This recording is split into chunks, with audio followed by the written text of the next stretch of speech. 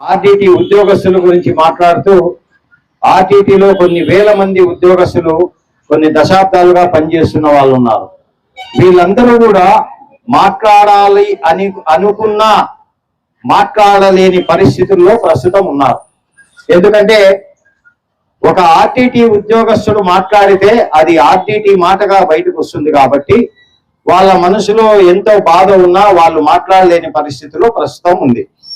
So అందుకోసం RTT ఉద్యోగస్తులు ఎవరు కూడా బయటికి మాట్లాడడం లేదని నేను అనుకుంటున్నా.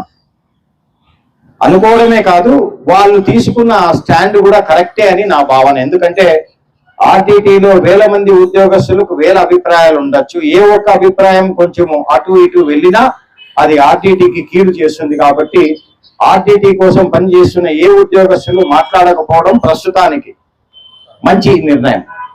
అదేవిధంగా ఆర్టీటీ ద్వారా గ్రామాల్లో దాదాపు 3900 గ్రామాల్లో లక్షల మంది జనాభా వాళ్ళ వ్యవసాయానికి, వాళ్ళ విద్యకు, వాళ్ళ వైద్యానికి, వాళ్ళ భూగర్భ జలాలకు, వాళ్ళ మోటార్లకు, వాళ్ళ పంపు సెట్లకు, వాళ్ళ సోలార్ ప్యానెల్స్ నిజంగా లాభపడి ఉంటే మాత్రమే మీ జీవితాలు ఆర్టీటీ వలన మారింది అని మీరు నమ్మితే మాత్రమే వచ్చి బయటకు వచ్చి మాట్లాడండి దయచేసి. ఇప్పటికైనా ఇప్పుడే దాదాపు 2 వారాల నుంచి ఇటువంటి సంస్థలు ఇక్కడ కూర్చున్న వాళ్ళందరూ, అదేవిధంగా ఎస్పెషల్లీ అఖిలపక్ష కమిటీ వారు ప్రత్యేకించి నేను సాకే హరికి పదే కృతజ్ఞతలు ఎందుకు చెప్తున్నానంటే, మొండిగా అడ్డంగా ధైర్యంగా నిలబడిన ఒక వ్యక్తి, ఇది చేసే తీరాలా అని నిలబడిన వ్యక్తి.